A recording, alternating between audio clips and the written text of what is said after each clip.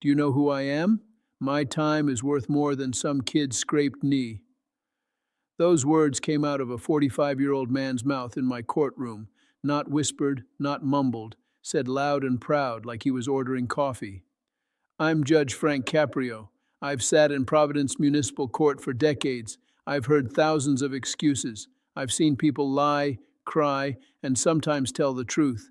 But what I witnessed on this Tuesday morning in February 2026 shook me to my core. If you believe justice should be equal for everyone, you'll want to see what happens next. The man standing before me wore a suit that probably cost more than most people's monthly rent. His shoes were so shiny I could see the courtroom lights reflecting off them. His watch caught the light every time he moved his wrist. Everything about him screamed money and power, but money can't buy decency, and power doesn't give you the right to play God with someone else's child. Let me tell you what happened. My bailiff, Officer Chen, stood at his post and called out in his clear, steady voice, Case 2026 TR 84729, the State versus Victor Sterling. Charges of obstruction of emergency services, abuse of official influence, and multiple traffic violations. I looked down at my paperwork. This wasn't a typical speeding ticket case. The file was thick, too thick. Mr. Sterling, please step forward, I said. He walked up to the defendant's table like he owned the place. Confident steps, head high, no nervousness at all. Most people who come before me show at least a little worry, not him. Good morning, Your Honor, he said. His voice was smooth, practiced, like he'd given 1,000 speeches. Good morning, I replied. Before we get to you, I need to hear from the complainant. Mrs. Sarah Martinez, please come forward. A woman stood up from the gallery. She was 32 years old, but the worry lines on her face made her look older. She wore nurse's scrubs under a worn jacket. Her hands shook slightly as she approached the witness stand. I've learned to read people. It's part of this job. And I could see immediately that this woman had been through something terrible. Mrs. Martinez, please tell me what happened on the night of January 15th, I said gently. She took a deep breath.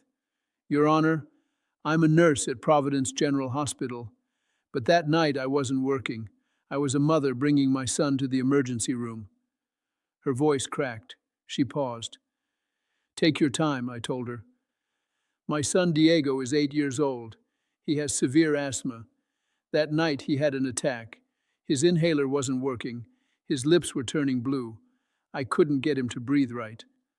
The courtroom was completely silent. Everyone was listening. I drove as fast as I could to the hospital where I work. I ran inside carrying him.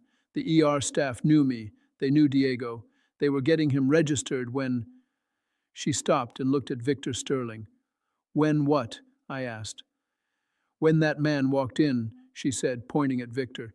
He was holding his hand, said he cut it opening a wine bottle. He started yelling about how long the wait was. Then he made a phone call. Within 2 minutes, a hospital administrator came down. They took him back immediately. I looked at Victor Sterling. He was examining his fingernails, not even paying attention. Mrs. Martinez, what happened to your son during this time? I asked. We had to wait. Diego was struggling to breathe. I was begging them to help him, but they said the treatment room was occupied. We waited 30 minutes. 30 minutes while my baby couldn't breathe properly. A tear rolled down her cheek. When they finally took him back, his oxygen levels were dangerously low. The doctor said if we'd waited 5 more minutes, he might have had permanent brain damage, or worse. The gallery behind her gasped quietly. I saw several people shaking their heads. Thank you, Mrs. Martinez. You may step down, I said. Mr. Sterling, please approach the bench. Victor Sterling walked forward. He buttoned his suit jacket with one smooth motion, like this was a business meeting, not a courtroom. Mr. Sterling, you heard what Mrs. Martinez just said. This is a serious matter. Do you understand the charges against you? Your Honor, with all due respect, he said, and I already knew I wasn't going to like what came next. I didn't do anything illegal. I used my connections. That's called networking. That's how the world works. The world works, I said slowly, By following rules that protect everyone equally. Sure, he said, waving his hand dismissively, but let's be realistic. I pay more in taxes in 1 year than most people in this room make in 10. My time is valuable. The hospital recognized that. Someone in the gallery said something under their breath. I couldn't make it out, but I heard the anger in it. Mr. Sterling, I said, keeping my voice level, we're going to look at the evidence, and then we'll discuss your view of how the world works. I opened the first evidence folder on my desk. Let's start with the hospital security footage from that night. On the screen behind me, the video began to play. The timestamp showed 9:47 p.m. on January 15th. I watched Victor Sterling enter the emergency room. His left hand had a bandage wrapped around it, but he was walking normally, talking on his phone, laughing even. Mr. Sterling, you told the hospital staff this was an emergency, but in this video, you're laughing on the phone. What was so urgent? I cut my hand, he said simply. It was bleeding. That's an emergency. Did you call 911? I asked. No, I drove myself. So you could drive, you could hold a phone, you could laugh and talk, but you told the hospital it was critical. It was bleeding, he repeated, like I was stupid for not understanding. I watched the rest of the video. At 9:52 p.m., Sarah Martinez ran in carrying her son. The boy's face was visible on the security footage. Even in black and white, I could see his distress. His mother was crying, moving fast, explaining frantically to the front desk. Then at 9:55 p.m., Victor Sterling made his phone call. 3 minutes later, a man in a suit arrived. The hospital administrator. They spoke briefly. Victor pointed at his hand. The administrator nodded and led him through the doors. Sarah Martinez stayed in the waiting room, holding her son, rocking him, begging for help. The timestamp showed 10:24 p.m. when they finally took Diego back. 29 minutes while an 8-year-old boy struggled to breathe.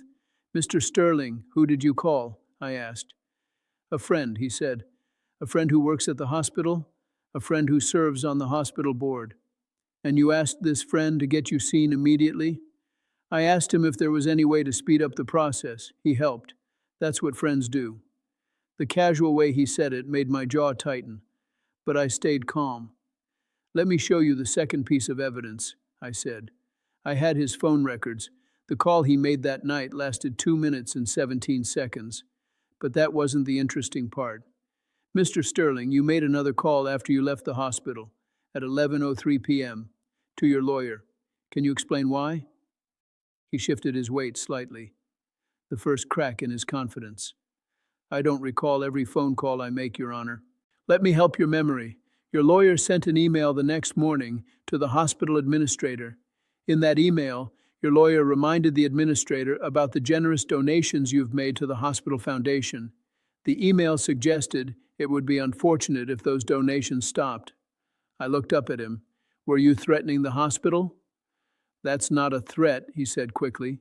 That's just business. I have the right to decide where my charitable contributions go. Right after you used your influence to cut in line ahead of a dying child? He wasn't dying, Victor snapped. He had asthma. Kids have asthma attacks all the time. Sarah Martinez made a sound from the gallery, a heartbroken, angry sound. I held up my hand to keep order. Mr. Sterling, I'm not finished. We have a third piece of evidence. This was the one that made my blood boil when I first saw it. On January 16th, the day after this incident, you posted a video on social media. Would you like me to play it? His face went pale, just slightly, but I noticed. That's taken out of context, he said. Let's see, I replied. I clicked play. The video showed Victor Sterling sitting in what looked like an expensive restaurant. Wine glasses on the table, soft lighting. He was talking to the camera like he was giving advice. His voice came through the speakers. People ask me how I'm so successful. Here's the secret. Know your worth. Last night I needed medical attention. The ER had a 2-hour wait. 2 hours. So I made one phone call. One call. 30 seconds later I'm getting stitches while everyone else is reading magazines from 2019. He laughed on the video. Actually laughed. If you don't demand respect, you won't get it.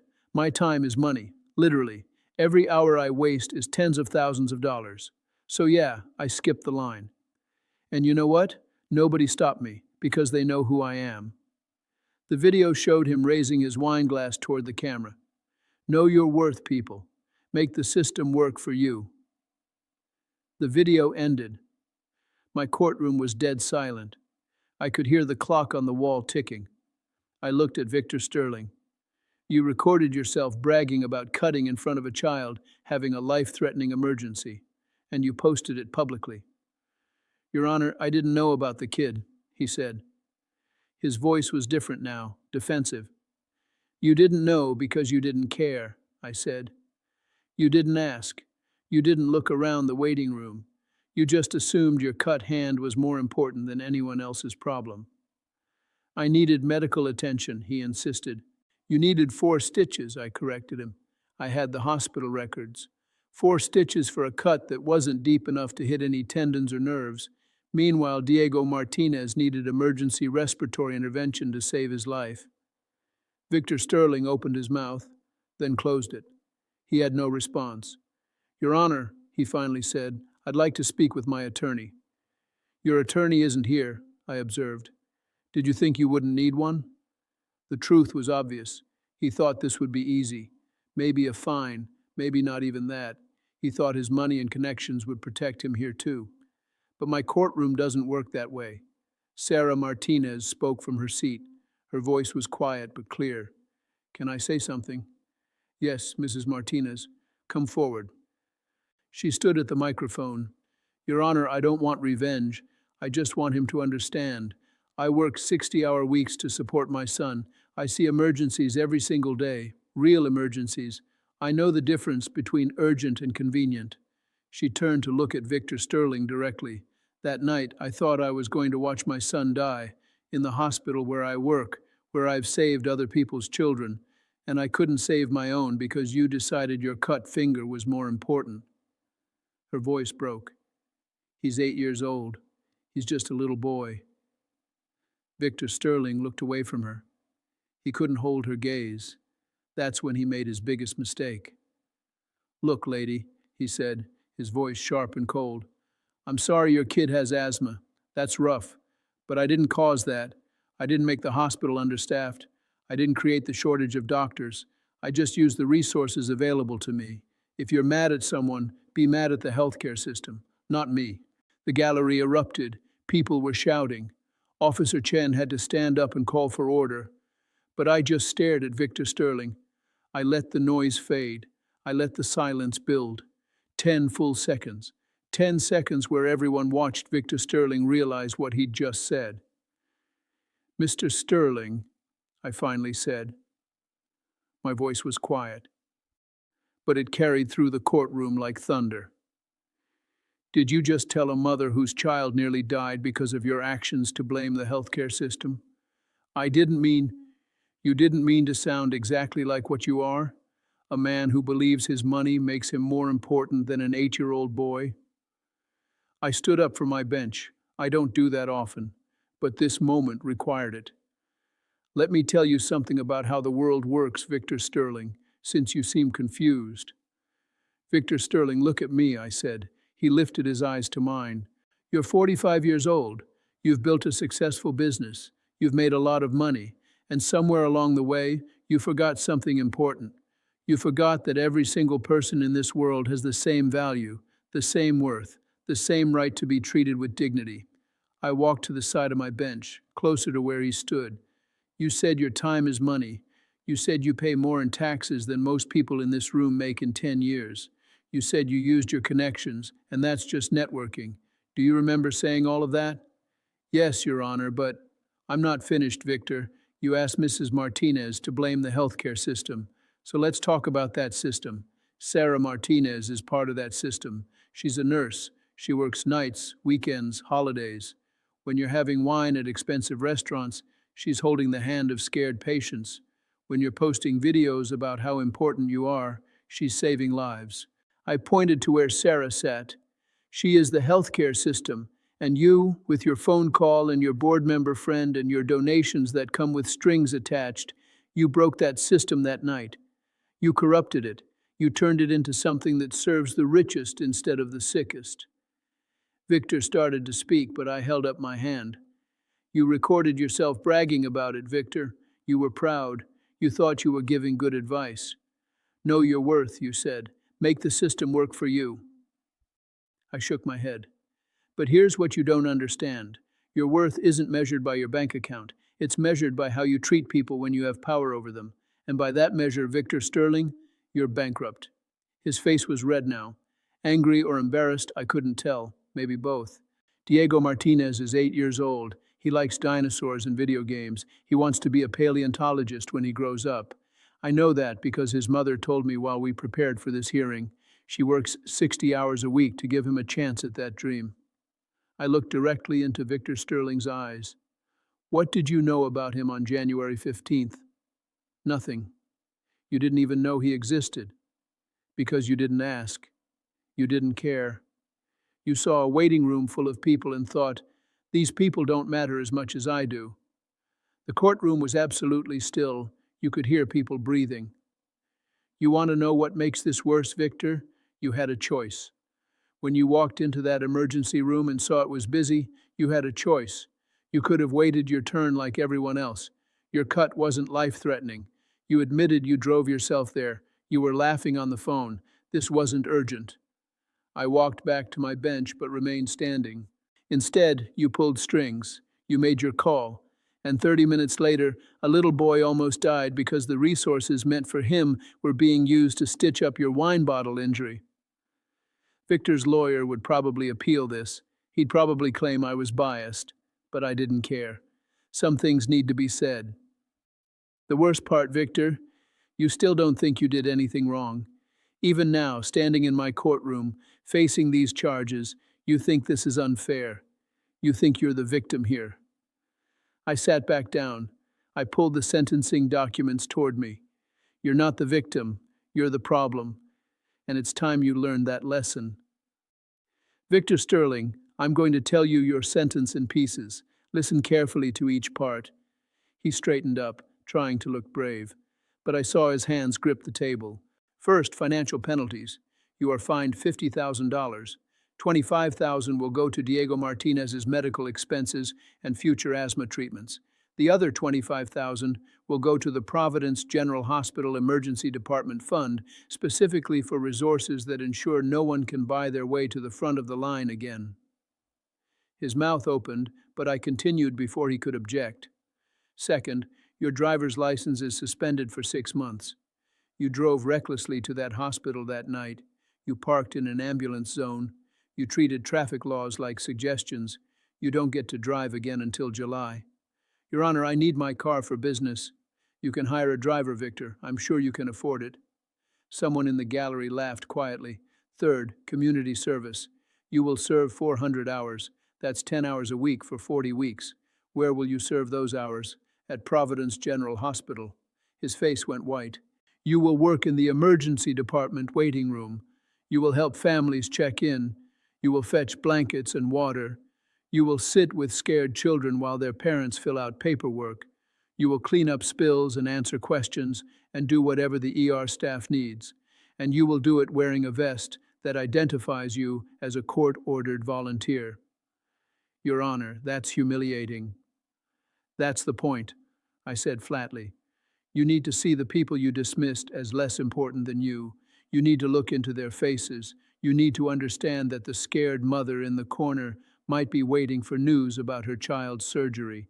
The old man sleeping in the chair might be homeless and using the ER for shelter because no one else will help him. The teenager holding his arm might have been hurt protecting his little sister. I leaned forward. You need to learn what Sarah Martinez already knows, that every person in that waiting room is someone's whole world. Victor was shaking his head. I can't work in a hospital. I run a company.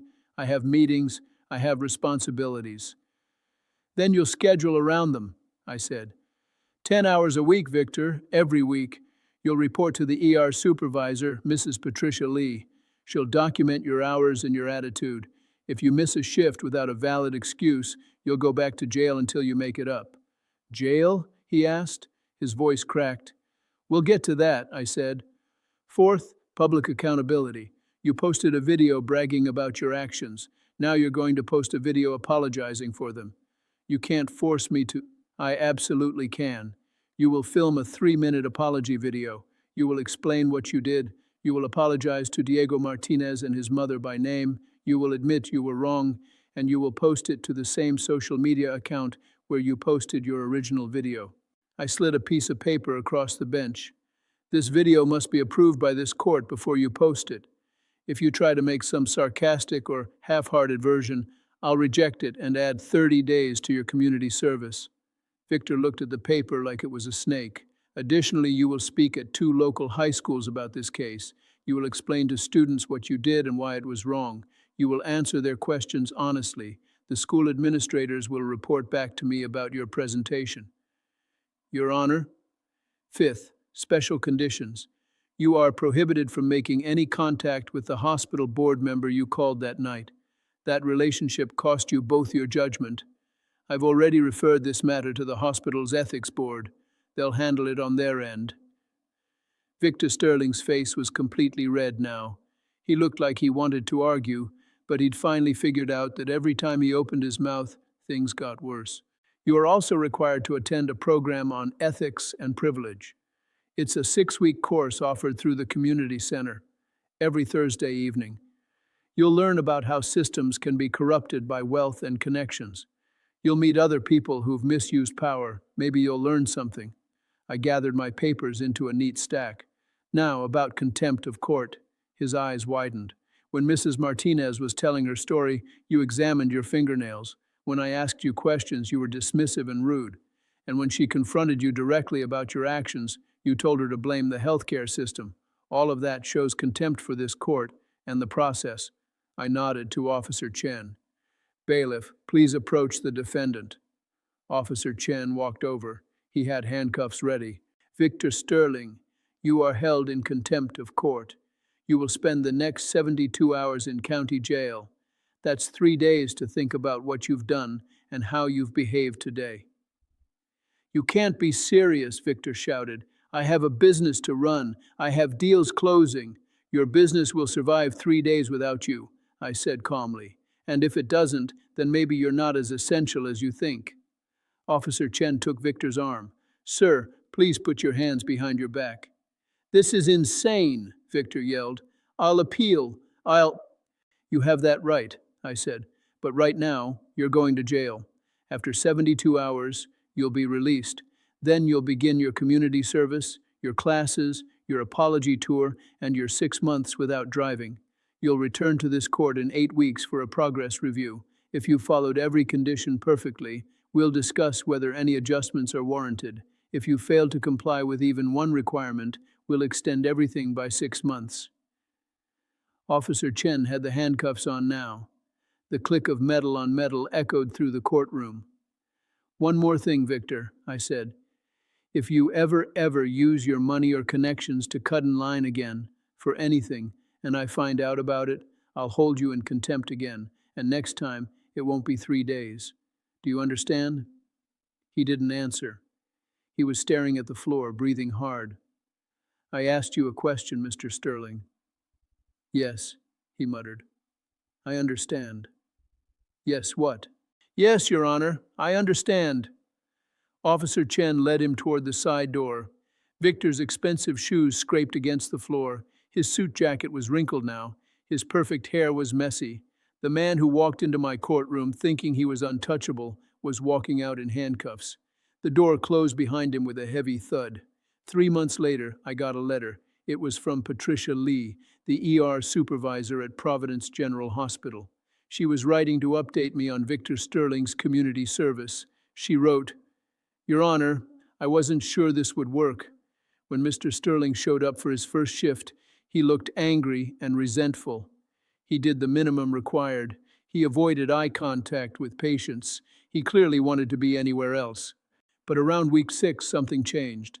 There was a night when a father brought in his daughter. She'd fallen off her bike and broken her arm. She was crying, scared. The father was panicking. Mr. Sterling sat down with them. He talked to the girl about her bike, her favorite colors, her school. He kept her calm while they waited. When they finally went back for treatment, the father shook Mr. Sterling's hand and thanked him. After that night, Mr. Sterling was different. He started arriving early for shifts. He remembered patients' names. He asked the staff how he could help more. Last week, he asked if he could continue volunteering after his hours were complete. I don't know if this is a permanent change or temporary performance, but I thought you should know that something shifted. I read that letter 3 times, then I read the second letter that came with it. This one was from Victor Sterling himself, handwritten. Your Honor, I was so angry at you. I thought you were unfair. I thought you were punishing me because I was successful and you wanted to tear me down. I was wrong.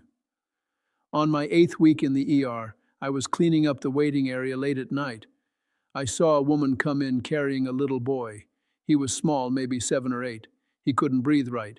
His mother was crying, begging for help. The staff took him back immediately. Code blue. I stood there watching them run with him through those doors, and I realized that was Diego Martinez 3 months ago. That was what I caused. I've met Diego twice now during my shifts. He comes in sometimes with his mother when she's dropping off paperwork. He's a good kid. Funny. Smart. Obsessed with dinosaurs. I asked Mrs. Martinez if I could apologize to him directly. She said yes. So I did. I told him I was sorry. I told him I made a bad choice. He asked me if I learned my lesson. I told him I was still learning it. He gave me a drawing he made. It's a T-Rex wearing a judge's robe. He said, "It's you. I have it hanging in my office." I'm not asking you to reduce my sentence. I deserve every hour of service. I just wanted you to know that I finally understand why you gave it to me. Thank you for not letting me get away with who I was becoming. I put both letters in Diego Martinez's case file, then I closed it. I sat alone in my courtroom after everyone had left. The lights were dim. The building was quiet. I thought about Victor Sterling, about Sarah Martinez, about 8-year-old Diego, who almost died because someone with money thought his time was worth more. I've been a judge for a long time. I've seen the system work, and I've seen it fail. I've seen justice served, and I've seen it denied. The truth is, the system only works when everyone believes in it, when everyone trusts that the rules apply equally, when a millionaire and a single mother both know they'll be treated fairly. When people start to think money can buy anything, even medical care, ahead of a dying child, the system breaks down, and when that happens, people stop believing in justice. They stop believing in fairness. They stop believing that things can be made right. My job isn't just to punish people, it's to remind them why rules exist, why we all have to follow them, why we owe each other dignity, respect, and basic human kindness.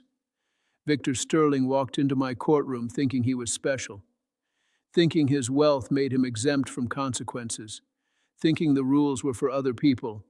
He walked out knowing differently. Maybe he really has changed. Maybe seeing Diego's face, hearing his mother's pain, spending hours with people in crisis, maybe all of that taught him something he should have learned decades ago. Or maybe it didn't. Maybe in 6 months, when his sentence is done, he'll go back to exactly who he was. But at least for now, at least in this moment, he knows what it feels like to be held accountable. He knows what it feels like to face someone he hurt and have no excuse good enough to justify it. And maybe that's enough. Maybe that's all we can do.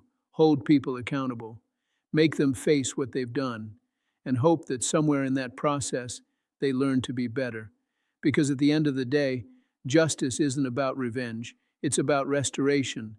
It's about teaching people that their actions have consequences, that their choices affect real human beings with real lives and real pain. It's about reminding everyone, rich or poor, powerful or powerless, that in this courtroom, we're all equal. I stood up from my bench. I turned off the lights. I locked the door behind me. Tomorrow there would be more cases, more people, more stories, more chances to remind the world what justice really means. But tonight I was going home knowing that I did my job. I held someone accountable. I protected a child. I defended a mother. And I reminded one wealthy, powerful man that money can't buy him a place ahead of a dying child. Not in my courtroom, not ever.